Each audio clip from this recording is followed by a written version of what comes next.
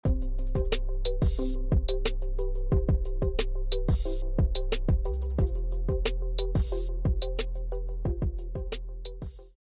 iyong salita, maging ang mga tagapakinig dito, Panginoon, ay iyong pagpalain. Hayaan mong ma-experience nila, Lord, ang iyong presensya sa gabi ito. Purihin ka, Ama, nakilain ka sa pangalan ni Jesus. Amen.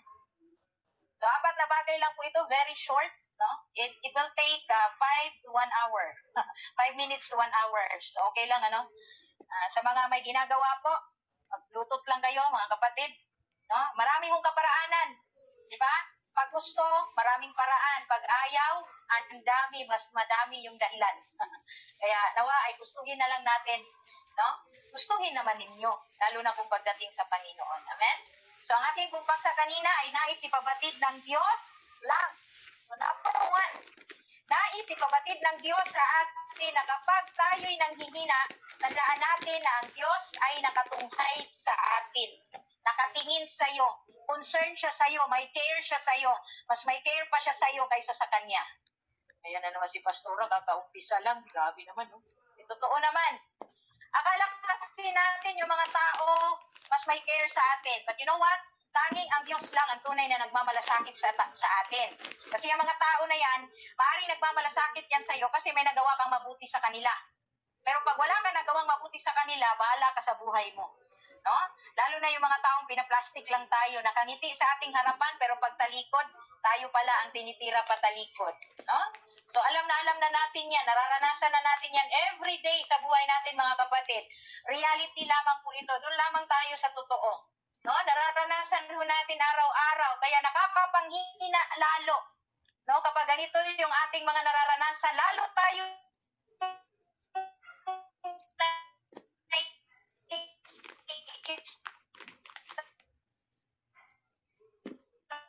lalo tayong nade-depress.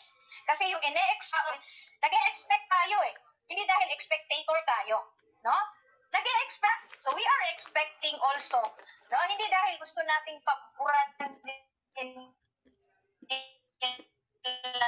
tayo or gawin talaga nila no?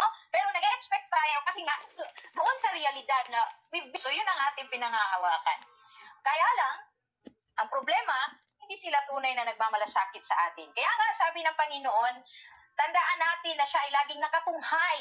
Especially ka sa mata ng Diyos, lalo na pag may pagsubok ka, kapatid. Kaya yung pagsubok mo, kapatid, ay huwag mo yung panghinayangan o huwag mo yung hayaan na hindi mo yan maibigay sa Panginoon. Ibigay mo sa Panginoon. Ipagkatiwala mo sa Panginoon. Why? Gusto kong sabihin sa inyo na in times of our troubles, of our struggles in life, hallelujah, yan yung time na napaka-special natin sa Diyos dahil nakatutok lang siya sa atin. Why? Because He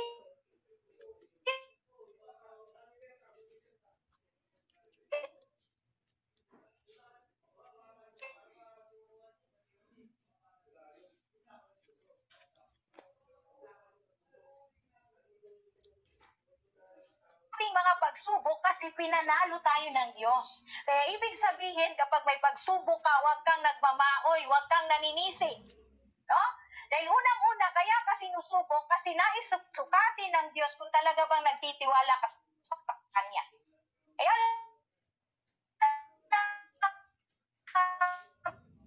problema, wala naman natin siya kung ba tayo nahihirapan. Katulad tayo sa asawa ni Job. No? Sinusumpa natin ang Diyos kapag tayo may pagsubok. Maling response yan, kapatid.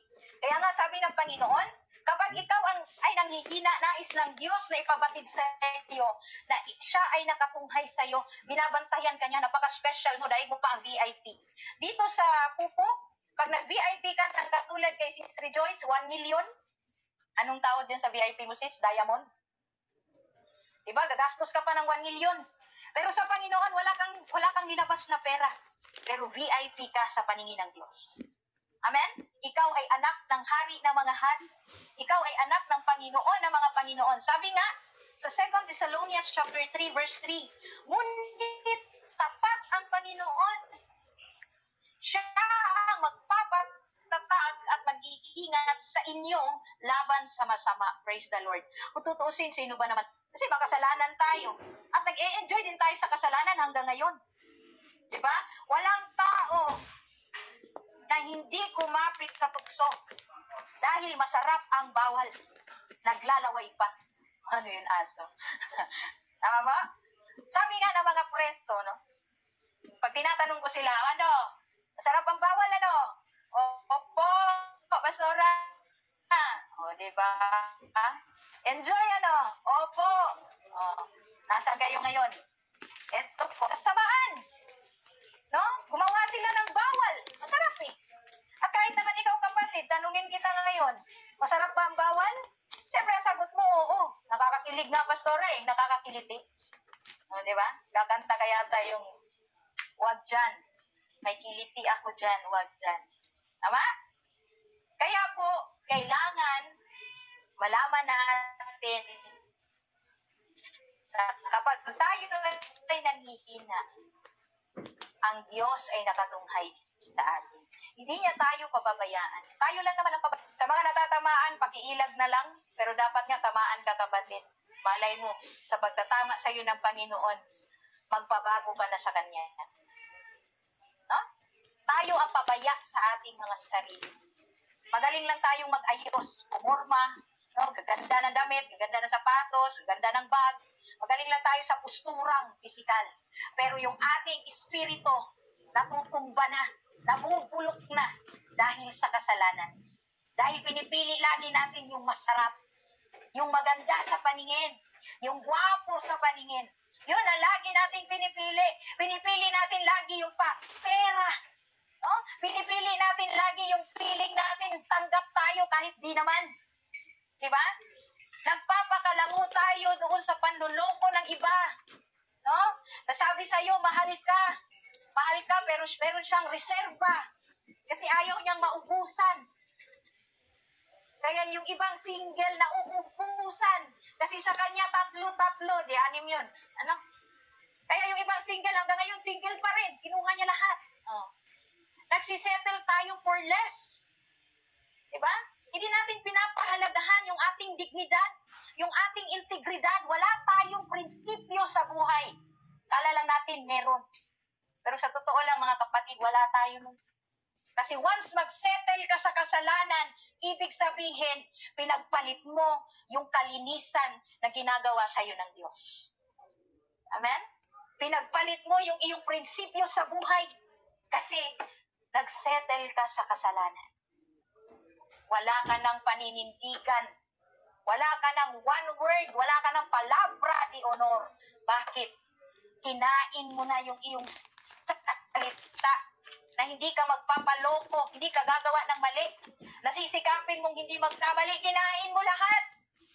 Nung ikaw ay mapaypayan, nung ikaw ay makindatan ni Satanas, kinain mo lahat. Tama? So naway maging aral ito sa atin. No? Maging wake up call ito sa atin. Gumising na tayo, mga kapatid. Wala ng oras. Hindi sa tinatakot ko kayo. Ngunit sa susunod na taon, marami pa tayong mararanasan na kahindik-hindik na mga struggles. No? Baka mas lalo tayong magkaroon ng sakit sa kaisipan. Dahil sobra na yung mga nangyayari. Kung ngayong 2023 nililindol ka, binabagyo ka, wala pa yung bagyo na problema, expect mo sa 2024, hindi lang bagyo, hindi lang lindol, kundi tagutom. Bagong variant ng COVID ang darating. Kung ngayon, nararanasan na natin ang walking pneumonia, next year, kapatid, naway maging handa ka. Dahil ang ating panahon ay hindi na babalik sa normal. Ang ating panahon ay pasama na ng pasama sapagkat malapit na ang pagbabalik ng Diyos. Kumusta ka, kapatid? Yun ang tanong. No? Natatakot na nga tayo sa word na kumusta eh. Kasi may kasunod yan, pautang. Pero nais kitang kumustahin sa mga oras na ito. At naway paggulay-gulayan mo ito. Oo nga, ano? Kumusta na nga pala ako kay Lord? Kumusta na nga ba ako, Lord? No? Naway yan ang bigyan natin ng focus. Yung kung ano-ano yung pinagpufokusan mo. No? Ang problema sa atin, every year, every papasok ang bagong taon, ang binabantayan natin yung trending, ano yung uso sa fashion, ano yung uso mga shared posts. Puro tayo uso. At di natin pausuhin ang Diyos sa buhay natin. Dahil at the end of the day, kapatid, sa Diyos ka din haharap. Nakakahiya naman sa Panginoon, wala kang masabi. Hahatulan ka na lamang ng Diyos. Di ko lang alam kung saan ka pupunta. Pero ang gusto mo, langit. Ang tanong, yung ginagawa mo ba? Yung ipinapamuhay mo ba papuntang langit? Kaya kumusta naman po tayo? Lagi tayong nanghihina. Lagi tayong nade-depress, nababalisa. No? Kasi nakakalimutan natin na special pala tayo sa Diyos. That's why God is reminding us tonight that He is watching you. He is concerned to you. He cares for you, kapatid. Ang problema, ikaw ang walang malasakit sa sarili mo. Amen? Please, give yourself a compassion. Pag malasakitan mo din yung sarili mo, hindi ka na nga pinagmamalasakitan, hindi ka pa magmamalasakit sa sarili mo. Hindi naman masama pag malasakitan ang sarili. Mahalin mo ang sarili mo. Kung gusto mong mahalin ka ng iba, dapat unahin mo yan sa sarili mo, makita sa'yo na mahal mo ang sarili mo para yung iba, may idea sila kung paano ka mamahalin. Kailangan sa'yo manggagaling yun. Ikaw ang magmumodel nun, ikaw ang magde-demonstrate nun sa sarili mo para yung ina-expect mong pagmamahal na ibibigay sa'yo ng iba ay makuha mo. Kaya hindi ka minamahal ng iba kasi ikaw nga, pabaya ka sa sarili mo. Hindi mo minamahal ang sarili mo at higit sa lahat, hindi mo minamahal ang Diyos na naglikha sa'yo. Yun ang problema sa ating mga tao. Naway masaktan tayo sa salita ng Diyos ngayong gabi. Amen? Tamaan nawa tayong lahat. Pangalawa, naisip pabatid ng Diyos sa atin na kapag tayo ay nasasaktan, iniisip niya tayo. Tingnan mo. Si Lord, pag nasasaktan siya, hindi natin siya iniisip. Pero tayo, pag nasasaktan tayo, concern siya sa atin, iniisip niya tayo. Pero siya ang lagi nating sinasaktan dahil sa ginagawa nating mali. Akala mo ba? Sa ginagawa mong mali, hindi nasasaktan ng Diyos, mas una siyang nasasaktan. Kung yung ating mga magulang nasasaktan sa mga maling desisyon natin sa buhay, paano pa kaya? Yung ama natin na nasa langit, mas nasasaktan siya.